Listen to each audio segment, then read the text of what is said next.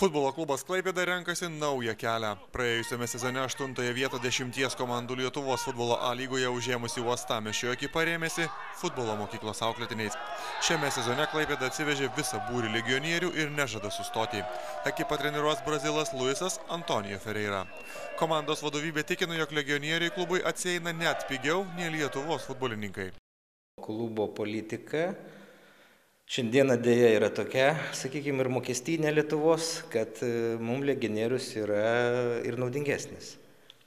Visų pirma, tai mokesčių politika, kadangi jis kainuoja mums pigiau, o kitas dalykas, mes norime ir mūsų lietuviam futbolistam ir kitiem parodyti, kad jų požiūris kitą kartą į darbą yra žymiai, kaip sakant, perspektyvesnis. Naujasis komandos treneris brazilas Luisas Antonijo Ferreira tikina, jog jam patinka iššūkiai ir jis nebijo sunkaus darbo Lietuvoje, nors čia teks komandą kurti nuo pradžių.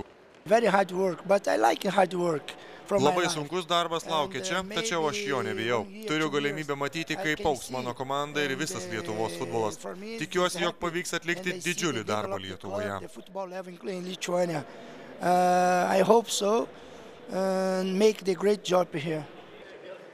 Klubas savo gretose turi 4 legionierius – brazilus saugą Armando ir gynėją Ticiano, švedą Denisą Trifunovičių ir graiką Zaglą Stasą. Prie komandos jau prisijungė urugvajietis Giljermas Lagūna. Brazilui Armando Lietuva ne naujiena. Futbolininkas prieš porą sezonų atstovavo Šiaulių futbolo klubui. Brazilas Lietuvoje jau sukūrė šeimą. Aš žaidžiau Danijoje, kur dirbo Luisas Antonijo Ferreira, tad pažįstu šį trenerį, kuris ir pakvietė mane sugrįžti į Lietuvą. Klaipėdos klubas rengė įdomų futbolo projektą, tad taip ir atsidūriau Klaipėdoje.